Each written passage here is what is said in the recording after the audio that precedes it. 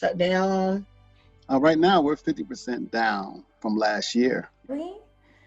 I'm doing the best that I can with the best that I have. That particular pivot, I discovered that I had to be creative.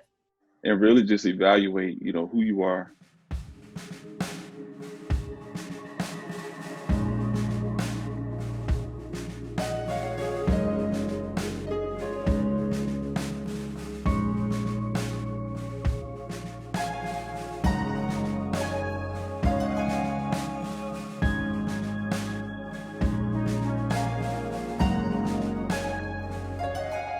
Hello and welcome to another episode of Pivotal Moments with Liletta.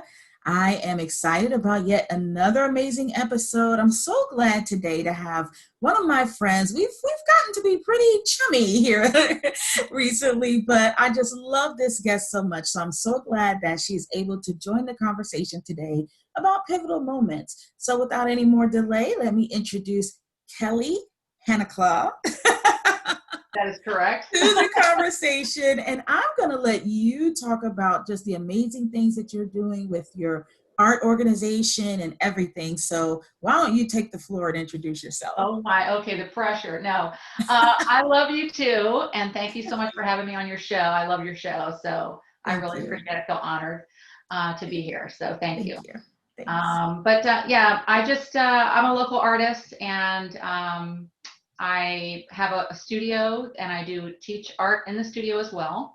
So right now with COVID, things have really shifted and doing a lot of virtual stuff, as is everyone. But it's turned out to be really great. And a lot of the homeschool kids are able to take advantage of it that are now, at home. Everybody's kind of homeschooled to some degree, I think, these days. So it's a great stress reliever for them. And I teach all age groups. And I do a lot of commissioned artwork as well. And then I do sit on the Prince William County Arts Council board, and I'm their program chair, and I'm also the Bristow district representative for the county.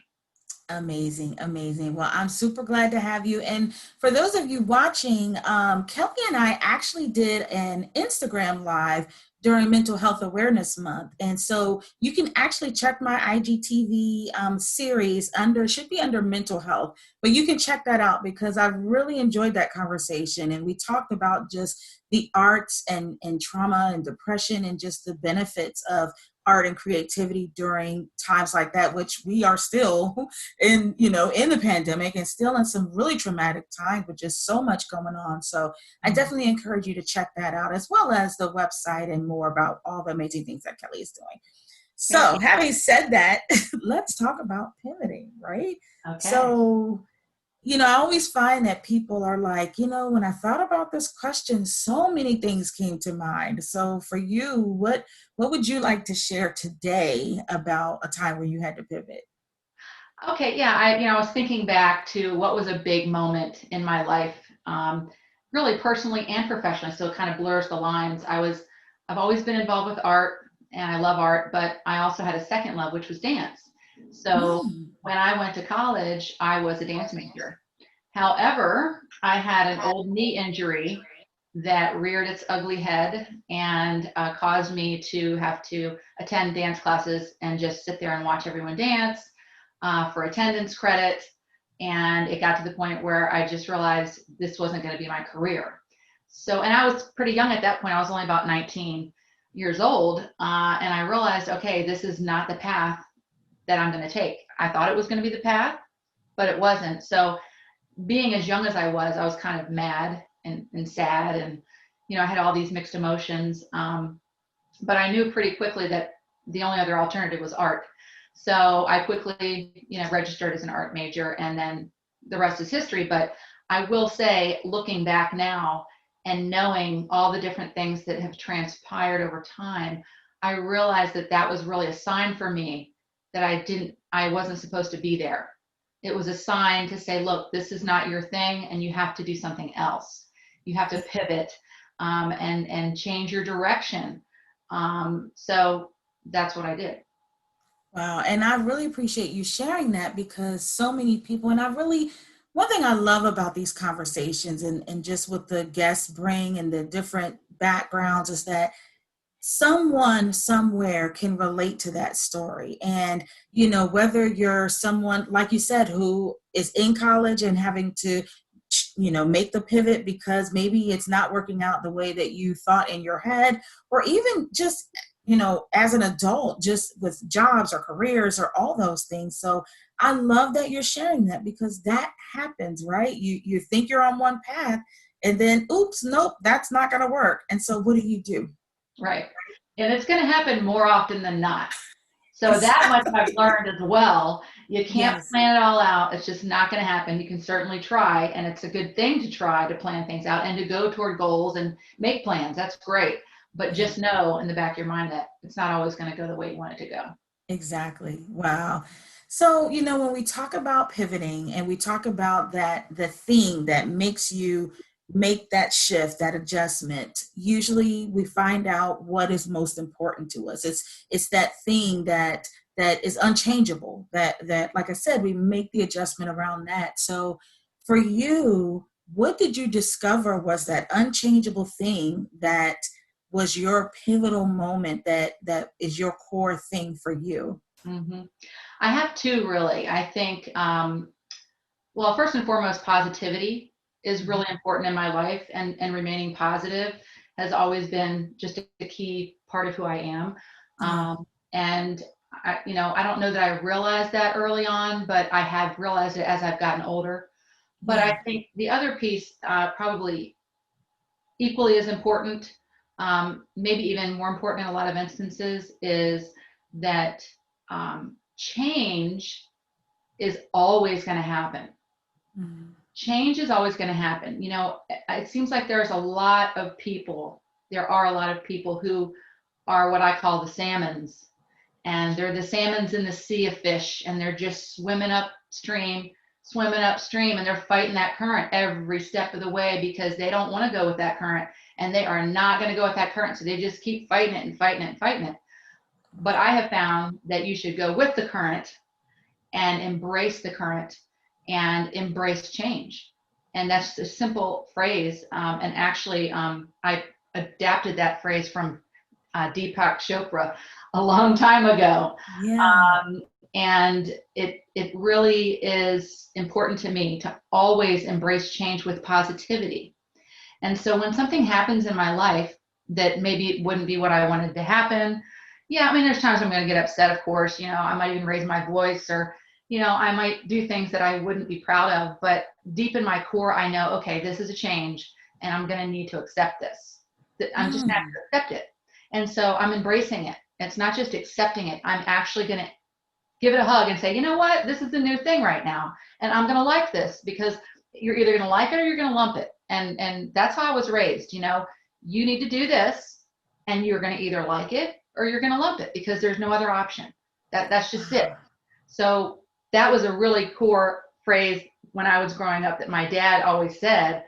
You know, he's up, you know, you need to go, I don't know, clean the bathroom or something. I'm like, well, you better like it or you're going to lump it. I thought, well, there's a lot of thought behind that, because okay, first of all, I don't want to clean the bathroom anyway, but why am I going to go in there and be all upset about it?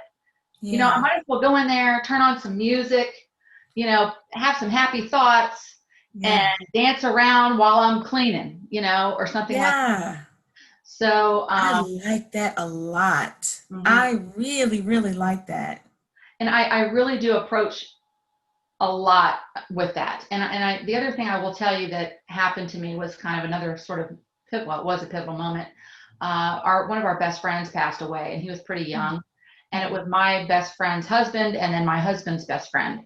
And their two children are our godchildren. And he actually passed away in front of the family, in front of the children. Mm. So it was a really rough time. And, you know, no one was expecting it. And my friends lived down in Virginia Beach. I was here in Northern Virginia. And there was a lot of time where I'd go back and forth, you know, to visit with my friend and my godchildren, and, you know, just try to help her with things and get through it. And she's, like I said, really my best friend. I've known since I was like 11 years old. So she's like a sister. And it just started really weighing on me. You know, death is a hard thing anyway, but, you know, when it's your best friend and then it affects so many other people and you see them hurting, you kind of take on that hurt sometimes. So I kind of got in this big sludge for about 6 months. I was really in just a quagmire of thoughts. And every day I'd wake up and say, okay, what can I do? I need to do something. I have to help them, or what can I do? And I just kind of was in this state.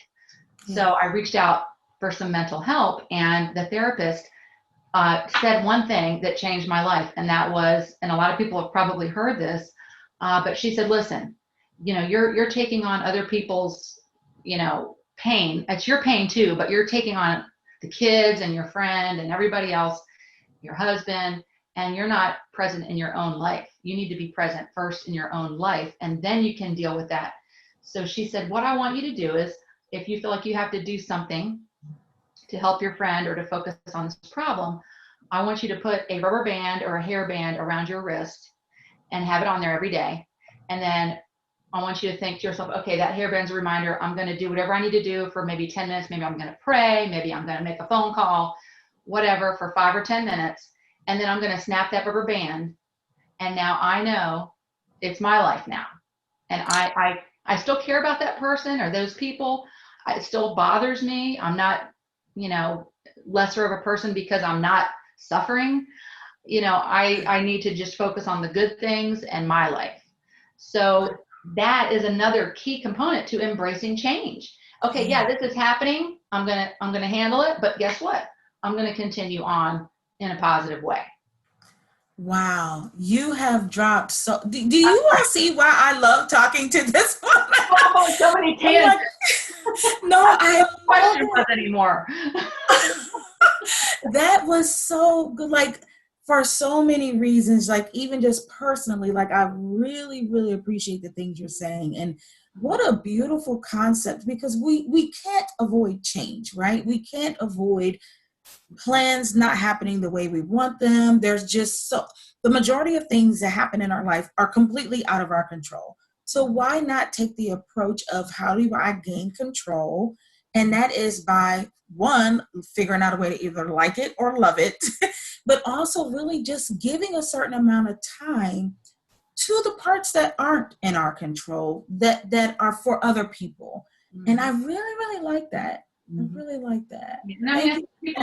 Oh, you're welcome. I think people do that anyway through prayer and through, acts of kindness, giving somebody a card or taking some flowers over, or making a meal, or, volunteering. Different things like that are also ways of, helping out and doing things that are, for the good. So I think people do those things, but they may not realize, how to, what I feel is kind of like compartmentalize it. So it's still a part of me, and I still have those feelings, but I don't have to let them consume me, because I want to be me, and when I want to be present, and when I want to come and meet you on this interview, I don't want to be carrying around my baggage in an interview. I want to be present with you and talk about what's going on here, and not have to worry about what else is going on, over here. Yeah. Wow. Good stuff. Well, you know what? That segues nicely into the next point, which is about adjustment. So this is a part of the conversation where I always kind of compare adjusting to pivoting, because we sometimes may use them interchangeably, but they really take on kind of different tones. Adjusting is really about just adapting, and a lot of times it's to circumstances that maybe they're not that favorable to us. Whereas pivoting is more of the initiation that we take because something is of central importance to us, and we're shifting in order to keep that thing important. So for you, and I know we talked about it, so I'm excited to kind of just get your feedback, because I just love the take that you've shared. When have you had to make the adjustment rather than the pivot? Yeah, it's interesting because I've seen some of your other shows and listened to your guests, and I've loved a lot of the different people who've spoken and gotten their take on what they came back with. But I've never, I'm a very creative, organic kind of person, and I'm logical to a sense, but I don't tend to break things down. I don't tend to analyze things to the nth degree. And I think that, not that that's what that is, but I never really thought about the fact that it's change it could be a pivot to something different, or it could just be an adjustment to what's happening. And for example, my art, I'd have students come to the studio, but now they can't. So we're doing it virtually. That's a pivot. I mean, that's an adjustment. Right. But, I just kind of look at change fluid as like a fluid movement. I don't differentiate between when I have to do something different versus I'm going to just change this up a bit. I really don't focus on that. I just say, okay, this is what I have to do now, or maybe it's something I don't know what I'm supposed to do, and then I have to figure that out. That too, I just kind of embrace that as a learning experience. I embrace it. Okay, I've never Zoomed before, or I've never, done a podcast before, but I'll figure it out. It'll be fun. Whereas I think, somebody out there might be inclined to be like, oh my gosh, I've never done this. I don't think I can do it, or this is going to be too much for me, or I can't go there, or I might not look good on the TV or something, Right. All these other things you could think about, but why struggle with those things? Why care about those things? They're really not important. They're not. Nobody cares. I mean, I may not like my hair today, but you don't know that unless I say that. Right. I just think that those things are just not important, and you should just kind of flow with the different changes and adjustments, and it's kind of all one thing to me. And that's why I'm actually really glad that you shared your perspective, because, so when we talked about it before, and even hearing you say it now, what it's making me think about is, if you take, a skilled basketball player, which is where the whole pivoting is kind of borrowed from that.